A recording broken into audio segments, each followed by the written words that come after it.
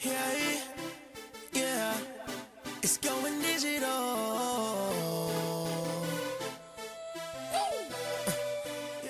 For thousands of years, learning took place in the home, much like what's happening now.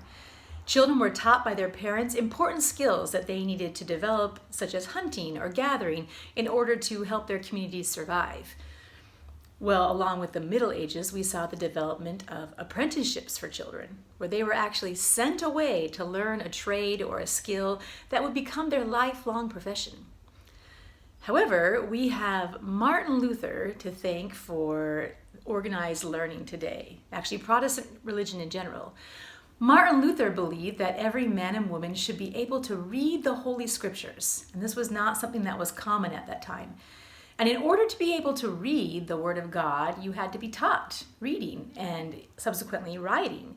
And so formal education was put in place to give people these skills. The very first true university didn't start until 1088 AD, and that was founded in Italy to allow men to study the law. And subsequently, we saw other institutions of higher learning develop. In the Middle Ages, there were lots of small groups that gathered to teach religion and to allow people to study this, mostly men. Eventually, astronomy, mathematics, and different sciences were added on. And we are lucky to live in a time where you can study any topic from any place in the world with the advent of technology. And so distance learning is a very appropriate topic for us to study, especially as it's what we are doing now with this new COVID-19. We have moved to entire distance learning for all colleges, with most colleges in the United States of America. And so today we're going to look specifically at the development of distance learning and some of the ethical considerations with this type of study. Now, distance learning has been around since at least the 1800s, thanks to the Postal Service. Yes, the Postal Service made it possible for us to have correspondence courses. And these were courses where an instructor would mail you materials, you would read them, complete assignments, and then mail your assignments and your tests back to the professor. The very first known official distance learning course, a correspondence course, was developed by a man named Caleb Phillips in 1728. And this was a correspondence course. It was a weekly class where he would mail out his lesson once a week and you would receive the answers and mail them back the week later. Well, there were some benefits to this. People had lots of access to this course. It was fairly inexpensive and they didn't have to leave their homes or their jobs to take it. However, it took a while to get feedback from the instructor, and it wasn't very easy to have a classroom community. You had no contact with the other students who were enrolled in the course, so you were having a very individualized experience. In the 1920s, the radio was the center of everyone's home entertainment, and in 1922, Pennsylvania State College began offering courses over the radio. Well, this was very similar to the correspondence courses via the Postal Service, only now you could hear your professor. So you had a greater connection to this person who was extending the knowledge to you, and it was given to you through another modality. You could listen in addition to just reading the words, but it had a lot of the same problems that correspondence courses did, namely lag time in getting your feedback on your assignments, and there was no sense of classroom community. This continues on in the 1950s with the advent of television, and in 1953, the University of Houston starts offering college courses for credit over the TV stations. And so now you could not only hear your professor, but you could see him or her. And it was an exciting way to learn. A lot of the courses were offered in the evenings so that people could come home at night and turn on their course and get their materials that way, similar to the way many people engage with distance learning today. Distance learning as we know it, though, doesn't really take off until the advent of the World Wide Web. And in 1976, Coastline Community College becomes the first fully online college. And for the very first time, people were able to take their classes entirely on the internet and obtain a degree.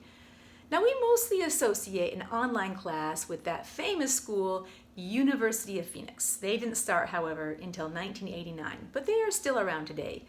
Coastline Community College has now added a brick and mortar school and are out of the fully online class sector. Now, these types of classes appealed mainly to women. Why do you think that is? Well, it turns out a lot of women had responsibilities in the home or with childcare, and so distance learning gave them an opportunity to attend classes when they were not necessarily free to be able to go out into the workforce. These types of classes also appeal to speakers of other languages. So if you were an English language learner, these classes very much appealed to you. Why do you think that was? It turns out it's because it was easier for them to slow down the material, to rewatch things, to reread things, to make sure they were getting the information accurately. In a face-to-face learning situation, it was much easier to miss something that was said or shown very quickly. And we actually find that women, especially women who have children, and English language learners make up the bulk of online learners in college classes today. Now, there are many benefits to online learning. First of all, access. So with online learning, you can take classes no matter where you live. You don't have to physically be near an institution to be enrolled in higher education classes. Secondly, flexibility. You can organize your learning around a schedule that works for you, and this allows you to work a job during traditional daytime hours or to have other responsibilities in your home and schedule your classes around those. It also allows you to revisit material. So if you're attending a face-to-face class, you can't sit through the class again if you miss something. But online, you can often revisit materials, watch videos again, reread materials that have been posted. And so there is an opportunity to reinforce material, especially if you are studying in a new language.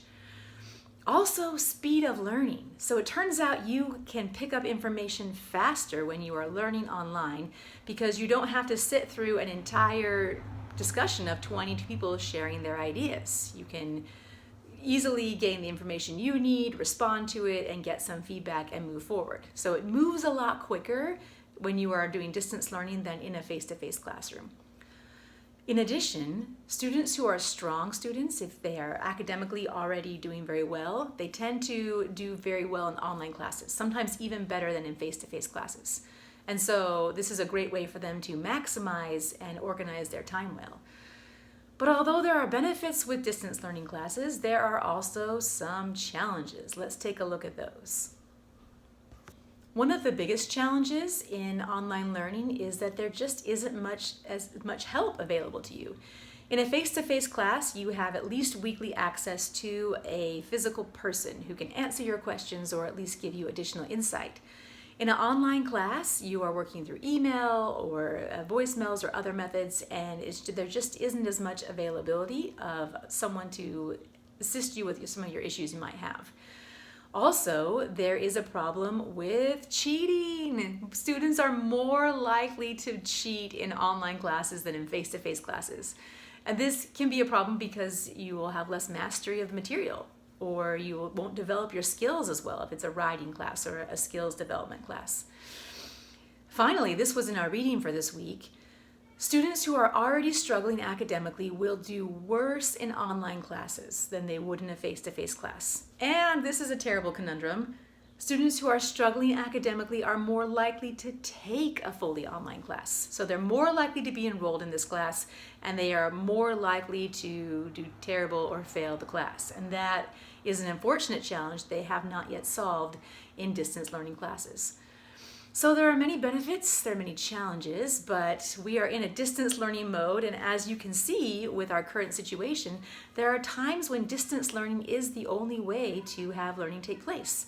So I hope you will be able to think through some of these issues, and we will revisit again next week. Bye. Yeah.